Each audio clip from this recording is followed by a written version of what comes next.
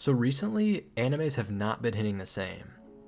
I don't know if it's just me, but new seasonal animes just aren't the same as they were 4 years ago. I know the pandemic was happening and anime fans would just watch whatever came out that season, but for the past 2 years I've only been watching 1 or 2 shows per season. And when I saw this season's lineup with no new major releases except for Oshi no Ko Season 2 and Tower of God Season 2, none of it looked worth my time, so I didn't watch anything. I enjoyed my summer and touched grass like a normal person, but then one day I saw a video about a show that I'd written off completely as another cheap school romance.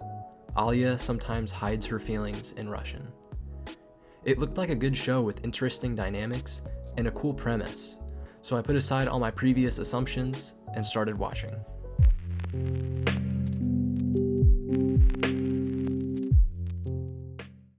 The show follows Alya, a popular half-Russian, half-Japanese transfer student, and Kuze, a school slacker. Where have I heard this before?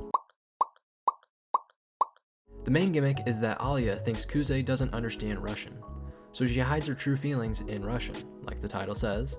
It's an interesting method of storytelling that feels fresh. It's something I haven't seen before with anime. The idea of multiple languages being used to communicate was what got me into the show. What I thought was a bland school romance was immediately gone. The added Russian creates funny and awkward moments that the characters navigate to grow their relationship. The show has the usual romance cliches: student council drama, childhood friends, and an obsessed sister character. I don't mind the overused cliches in this show though. With the added gimmick of Russian, it feels fresh and new. Yuki Suo comes off as the loving sister trope. Admittedly, it's a little weird. She jokes about her brother and her doing stuff, I'll say. But later in the series, her character grows past the trope and becomes an integral part of the series. On the topic of characters, the designs are good. Alya's design is great, but like with most school romances, the show's male lead character looks like every other male lead character ever. The animation in general is nothing to write home about. For being a school romance, it's nothing special. But the facial expressions are hilarious. It reminds me of Komi Can't Communicate's facial expressions with large beady eyes and stuff like that. So far, it seems like a standard school romance, right? So what's the big deal? Well, as you continue watching it, it becomes clear that there is more here than what meets the eye.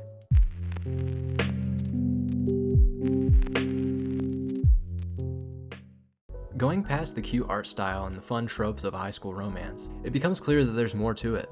By episode 5, we flash back to both Kuze's and Alya's past to find they didn't grow up under the best circumstances.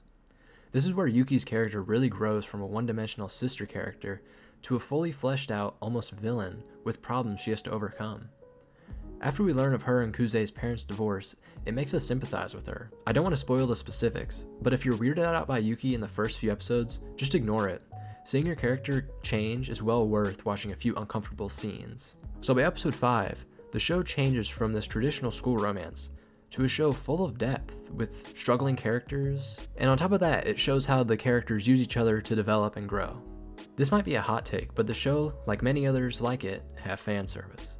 I'm not against fan service in a show like this. However, when most of the characters are 15 or 16, it becomes uncomfortable. An example of this is Alya. She has 2 scenes where she fully undresses, and because she's 15, it just feels awkward. Other than that though, Alya sometimes hides her feelings in Russian is a beautiful show. Its use of language as a storytelling device is fresh and something I really like. The show still has a few more weeks until you can binge it, but 9 of the episodes are out now, so go watch it. It's definitely the best show out this season. Anyway, this has been ZJ Anime. Peace out.